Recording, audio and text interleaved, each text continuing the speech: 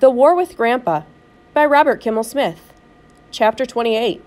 Playing Hardball. It did not take Grandpa too long to discover his watch was missing, and I guess he didn't have to walk around trying to figure out where it had gone. He came upstairs the next morning. It was a Sunday, and I was waiting around for Mom and Dad to wake up so I could go downstairs for breakfast. I heard Grandpa coming and grabbed a book so I could be pretending to read. Grandpa knocked on my door ever so lightly, then pushed it open a crack to look in. "Awake, I see," he said. He came in and sat down in my rocker. He was wearing his pajamas, robe, and his slippers. "A funny thing happened this morning," he said. "I went to slip my watch on, and guess what? It seemed to be missing from my dresser." "Is that so?" I asked in a casual way. "That's a fact." "Well," I said, "maybe there was a thief who came into the house last night and stole it." "Don't think so," Grandpa said, "seeing as how my wallet was on the dresser too, right next to my watch, and it wasn't even touched. I had quite a few dollars in it too." "Maybe it was a very dumb thief," I said, "or a thief who needed only a watch." Grandpa looked at me and grinned. I didn't blame him. What I'd said sounded stupid to me too. "How come you didn't leave a note?" Grandpa said. "I think we're past all that," I said. "Maybe so. I took your watch," I said. "We both know that." Grandpa kind of shook his head a little. "I was kind of thinking maybe our little war was over," he said, "especially after yesterday. I had a good time fishing with you, Pete. You're very good company." "Well," I said, "it wasn't your average kind of day for me either. I had one of the best days of my life with you. But," I said, and sort of shrugged, "doesn't change things, Grandpa." "So I see. There's something I want, and you have, and I don't know what else to do except fight for what's mine," I said. "Too bad," Grandpa said. "But look, Petey, I have a special reason for wanting my watch back. It was a gift from Grandma, you see, on our 40th wedding anniversary. I treasure it, son." Well, now I felt like the most miserable, low-down person in the whole wide world. But I wasn't about to give up. "It's in a safe place, Grandpa," I said, "and I'll take good care of it." I didn't have to take care of it at all, because it was wrapped up nice and snug in a pair of my white socks and hidden away in a tennis ball can in the bottom of my camp trunk. "I could probably find it if I looked," Grandpa said. "I don't think so," I said. "I'm pretty good at looking," Grandpa said. "When you're in school, Pete, I got all day to turn this place over." "You could look for 1,000,000 years and never find it," I said. Grandpa sighed and rocked a few times in the chair. "I'd rather you handed it back yourself," he said. "No way," I said. "Not until you give me my room back." "I've heard that before," he said. "How about if I say, please?" "Look, Grandpa," I said, "all you have to do is tell Mom and Dad that you want to switch rooms with me. That's easy, isn't it?"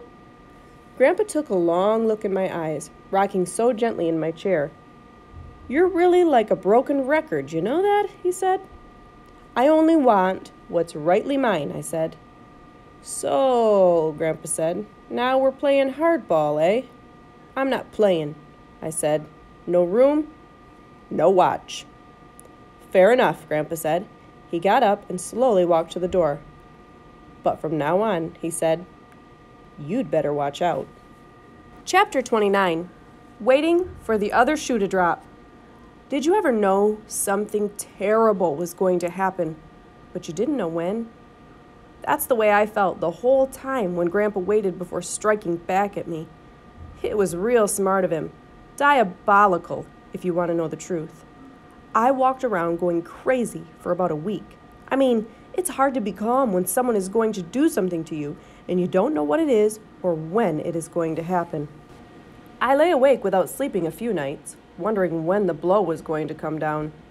It reminded me of this story about an old Greek guy named Damocles who went to a party where they hung a sword over his head by a hair.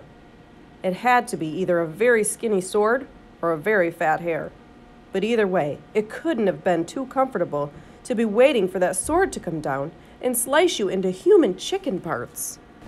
I felt like I was in the dentist's office, waiting my turn, wondering how much it was going to hurt. It's the same feeling I get in school just before a test, when everything I studied just jumps out of my head. You could ask me my own name just before a test, and I might not know it. and Grandpa was teasing me, which didn't help a bit. "You look nervous," he'd say. "I am. For goodness sakes," I'd say. "I wish you'd just do something already." "Patience," he'd say with a funny smile. That gave me a chill. Psychological warfare, right? I mean, he was messing with my mind. And the more he waited, the more messed up I got. I left one of my school books home one day. Just plain forgot it. I knew why. Because I was too busy worrying over what kind of trick he was going to pull on me. Then Grandpa told me a joke one afternoon. It was about a guy who lived below a man who took off only one shoe when he got into bed at night. The man below couldn't hardly sleep, waiting for the other shoe to drop. I didn't think it was very funny. Chapter 30. Jenny, the Spy. Right around then, while I was waiting for the other shoe to drop, a peculiar thing happened. It was a rainy Sunday. Mom was in the kitchen baking something with cinnamon in it that made the whole house smell terrific. Jenny was helping. After a while, Jenny must have helped too much because Mom sent her out of the kitchen. Grandpa was sitting in the living room with me. Dad was upstairs taking a nap. Next thing Grandpa and I knew, Jenny came walking into the room with my Monopoly game. My empty Monopoly game with all the pieces and cards hidden away by Grandpa. "Let's play," Jenny said. She set the game down on the coffee table. Grandpa said, kind of coughing. "Where'd you get that?" I said. I acted like I was mad. "From your toy cabinet," Jenny said. "Where you always keep it." She began to open the box, but I stopped her by putting my hand on top of it. "Don't you ask permission to go into my room and steal my game?" I said real loud. Jenny looked at me in a funny way. "What do you mean, steal it?" she said. "Here it is. I think we should play Monopoly, you, me, and Grandpa." "That's a stupid idea," I said. Jenny blinked her eyes at me. "What's the matter with you, Peter?" she asked. "You're acting funny." "I don't want to play Monopoly, okay?" I said. "I have my rights, you know, and if a person doesn't want to play Monopoly, a person can't be forced against his will. So I'll just put the game away." I didn't expect Jenny to jerk the box away, but she did, and then she opened it.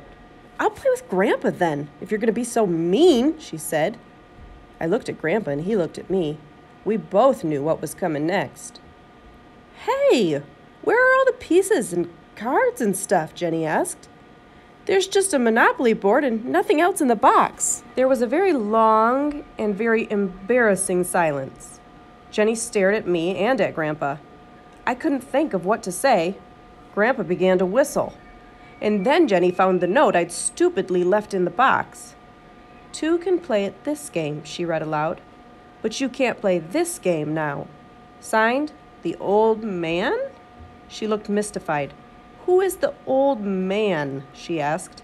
"And why are the pieces missing?" "Well," I said, "there's a perfectly simple explanation." Jenny waited.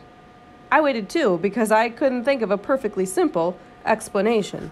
"Something fishy is going on here," Jenny said. Grandpa cleared his throat. "You both know about this, and I don't," Jenny said. "Are you the old man in the note, Grandpa?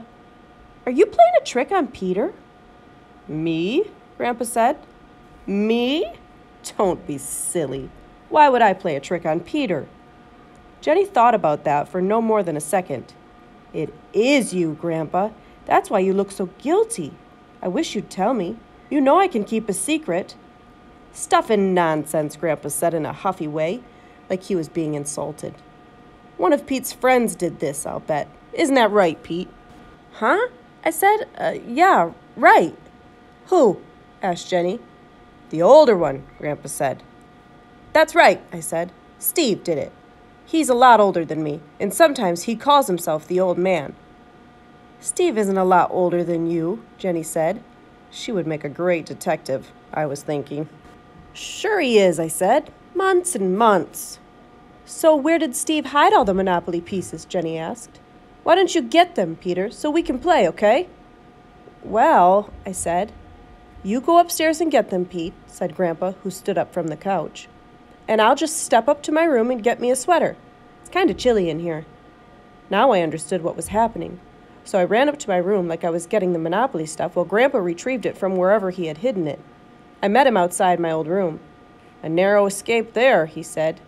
He handed me a plastic bag with all the Monopoly stuff in it, and I handed him back his watch.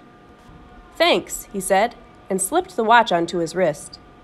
"This doesn't mean I'm giving up," I told him. "Course not," Grandpa said. "And I still owe you one, I believe. I'm going to drop the other shoe on you any day now." Then we went back downstairs and played Monopoly with Jenny until dinner time.